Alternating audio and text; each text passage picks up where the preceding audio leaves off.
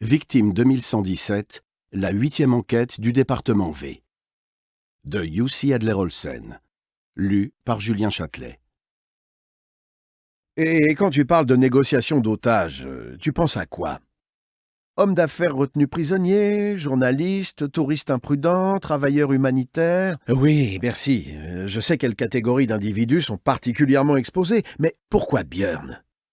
Parce qu'il était le mieux placé pour éviter les bavures quand les types en face étaient du genre à tuer leurs otages au moindre faux pas.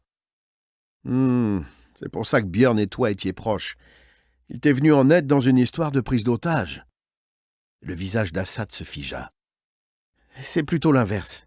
Et ce n'était pas une prise d'otage, mais quelqu'un qui était enfermé dans l'une des pires prisons d'Irak. Abu Ghraib?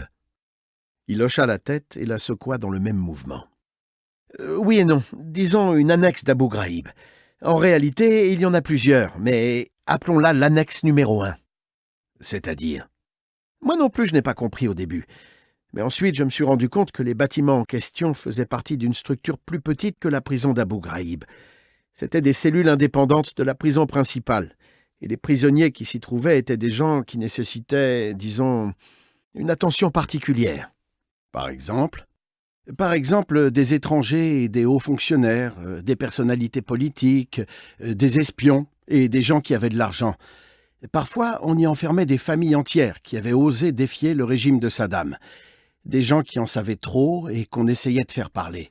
Ce genre de personnes. Nom de Dieu, songea Karl. Et Lars Björn était enfermé là-dedans? Non, pas lui. Assad secoua longuement la tête, les yeux rivés au sol. D'accord, dit Karl. Ils avaient abordé le genre de sujet sur lesquels Assad l'avait habitué à botter en touche. C'est pourtant ce que Thomas Laursen m'avait raconté, et il me semble bien que tu me l'as confirmé la dernière fois qu'on en a parlé. Mais écoute, je sais que c'est un sujet douloureux pour toi, Assad, alors oublie que je t'ai posé la question. D'accord? Son coéquipier ferma les yeux et prit une longue inspiration avant de se redresser et de regarder Karl dans les yeux. Non, Lars n'était pas en prison, et il n'était pas non plus otage. C'était son frère Jess qui y était. Son front se plissa, et Karl crut qu'il allait en rester là. Il regrettait sûrement déjà d'avoir levé un coin du voile. Jess? Jess Björn? Le nom lui sembla familier. Tu crois que j'ai pu le rencontrer à une occasion quelconque? Ce nom ne m'est pas inconnu.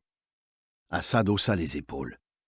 Je ne pense pas, ou alors il y a longtemps, il est dans une maison de retraite maintenant. Il plongea la main dans sa poche et sortit son portable. Karl ne l'avait pas entendu sonner. Il supposa qu'il était en mode vibreur. Pendant un petit moment, Assad écouta en hochant la tête, tandis que les rides de son front se creusaient de plus en plus. Quand il parla enfin, son ton était contrarié, comme si les propos qu'il venait d'entendre n'étaient pas ceux qu'il attendait, quel que soit le sujet de la discussion. « Il faut que je reparte, Karl, » dit-il en rangeant le portable dans sa poche. C'était Suzanne Björn au téléphone. Nous nous étions mis d'accord pour que ce soit moi qui prévienne le frère de Lars et elle l'a quand même appelé pour le lui dire. Et il l'a mal pris?